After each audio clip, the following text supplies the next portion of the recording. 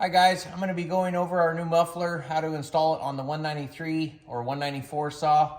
This is a relatively easy installation. The tools that you'll be needing is a 27 Torx, and you might possibly need a razor blade to peel off the old gasket off the muffler. I'm going to use my drill with 27 Torx for video purposes to speed up. When you receive your muffler, it's going to look like this in the package.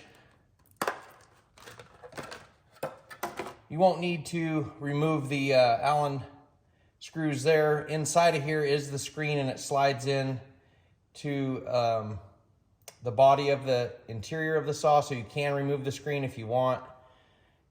It doesn't really need removed, but it comes with never sees in the holes, so if you take it apart, just don't get that stuff all over your hands. But once you get your saw onto the bench, pull your clutch cover off, and you'll see the original muffler here. There will be 2 bolts going into the cylinder, and you probably have to pop them loose with the hand tool. They're pretty tight from the factory.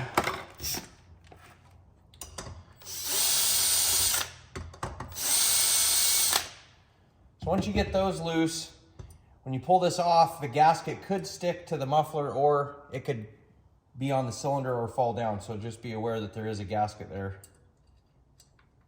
Mine fell down. So there's 2 bolts. You remove the original muffler, and this is your gasket here.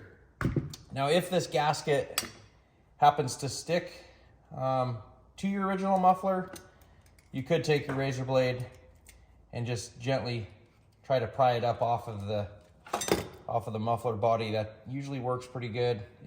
If your gasket does break up, you'll need to order this gasket from Still. I don't have them available right now.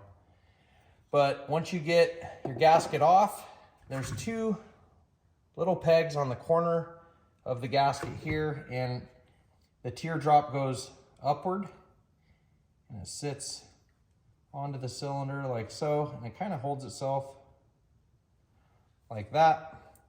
You'll take your new muffler and set it across the bolt holes.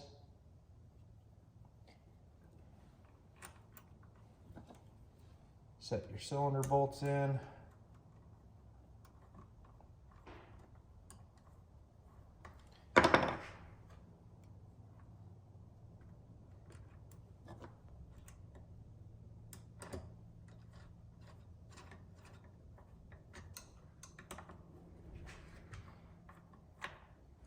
Now, once you get this good and even and your gasket is sitting flat and it hasn't come out of the holders, I do give this thing quite a bit of torque where you think you're really good and tight. And I would recommend, once you run it a little bit, to go through your bolts and check them once again. After that, you're ready to install your clutch cover, bar and chains on.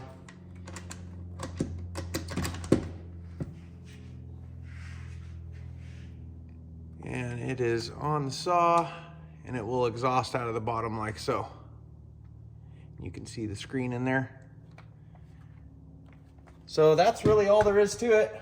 Hope that helps you guys putting your new muffler on. If you're gonna, make any carb adjustments on this thing, I would recommend counterclockwise is more fuel, clockwise is less fuel. I always recommend more fuel when you're doing any muffler mods.